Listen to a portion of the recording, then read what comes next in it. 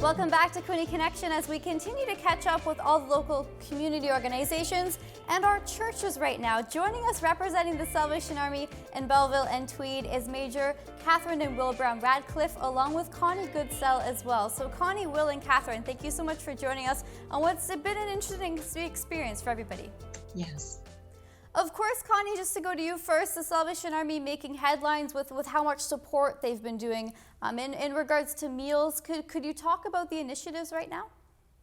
Sure. Yeah. It's been busy times for the Salvation Army. We've had to transition to take out meals, and we've installed a plexiglass door that enables us to stay safe while we're doing it. And we hand out takeout supper meals 7 days a week from 4 to 5:30. We're still serving about anywhere from 35 to 75 people per night. And that's 7 days a week. We have lost most of our volunteers because they're required to stay safe and stay home. And we're glad that they're doing that because we appreciate them so much and we're so thankful for their support. And so we're running basically on mostly staff right now, and of 4 people per night putting on that meal. A lot of our people are taking on new roles. We're doing our own role, plus we're stepping in and doing the frontline jobs, but we have an amazing team, and I'm so grateful for the staff there. We're enjoying it and getting it done. The community has been wonderful. We're doing supper. I know Bridge Street United is doing lunches. Gleaners is doing like a breakfast for people. So the community support, everybody's pulling together and doing a wonderful job making sure the community is looked after. When it comes to your donations, can people still donate to you directly, or how would you like that to be facilitated right now? Yeah, they could call the office and we can take their donation over the phone. They can mail in a check or go to our website, salvationarmy.ca, and just make sure they follow the link through to support Belleville. And we can utilize any one of those. All right, perfect, Connie. Really appreciate the update. Now on to our new friends, Major Will and Catherine Browne-Radcliffe. Thank you so much for taking the time. How have you been making sure your congregation still stays connected right now? That's been a bit of a learning curve for us because so often, it's been interface with members of the congregation and, our team and volunteers, that kind of a thing. So like many other congregations, we're trying to stay connected through either emails, we have, I guess, sort of been pushing the envelope a bit, in many cases having, if you will, porch visits. So we're maintaining the distance, but, sort of like either give a, call from the cell phone saying we're near the front door, do you want to come out and have a conversation, sort of like, yelling across the yard a bit. But I've been really amazed at some new and creative ways in which people are still reaching out to others and wanting to, I think, maintain that connection. And I think that that's something that even in, when I've been walking the dog, of course, we're maintaining distance, but, just chatting with people that I've never met before, in the neighborhood, just because I think people are missing that connection, with others. So we've been doing emails and trying to do Zoom calls as well. Yes. And if I can chip in as well, our congregation has what's called shepherds. So there's a number of people that take direct responsibility for a group of families or individuals under them. So they are reaching out, they're calling people. We actually had one of our shepherds today drop by with some homemade bread for us. And she was doing that for all the people in her shepherd group.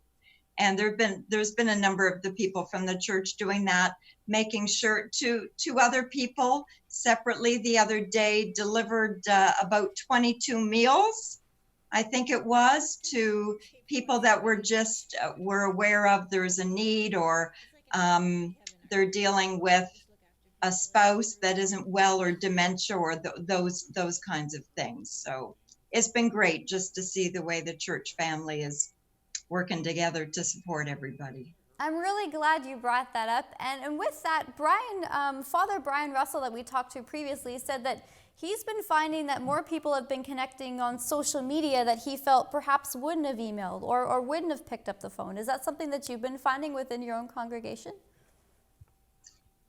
I think email for our people, we do have a number of people on Facebook, but there's even more that are on email. So we've been sending out email broadcasts 2 or 3 times a week with a devotional, a scripture reading, a prayer, whatever other helpful information or music links, anything that can encourage them in this time or lift their spirits. We did do a Zoom service. No, it wasn't Zoom. It was for Easter Sunday. We pre-taped a service that then we posted, and we're just getting ready now to go ahead with the Women's Bible Study through Zoom with our membership classes that we're all ready to start just before the shutdown. And our youth worker is doing all kinds of things with the kids and the teens, because of course they're right in to the social media and all the tech stuff. And so they've been enjoying that. What are some of the discussions that you've been having about perhaps long-term plans or things that you've seen in the community that you've been talking about? As far as long-term plans, I think, because nobody really knows when we're going to be free to gather for worship or for other kind of, meetings. So I think that Zoom is certainly going to be maybe the wave of the future, if you will, even after, we're being given sort of like the all clear that, worship service can happen again. I think it's sort of introducing a new way in which we keep connected and, and engage with other people.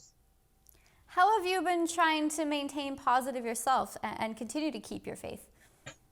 Well, I think for both Catherine and I, as Connie had mentioned earlier, we're part of the small team that that does that comes down and does the prepping for the meals. And so Catherine takes a shift, I take a shift. And so, obviously it's a small group that we already know and we're comfortable with. So that's great, interaction. And obviously we're following protocols as we need to. But also the thing that Connie might not have mentioned is that the folk that come to the door to get the meals every evening, they're so grateful, to not only us, but other service providers in the community. And you really have that sense of appreciation and gratitude. And so that, that certainly helps to keep you positive. Well, we really appreciate all that you're doing in our community. Connie Goodsell, once again, and with the Salvation Army, Major Will, Browne-Radcliffe, and Catherine. Thank you so much for joining us. Take care, stay safe, and we'll get all through this together. Stay safe. Thank you. Take care.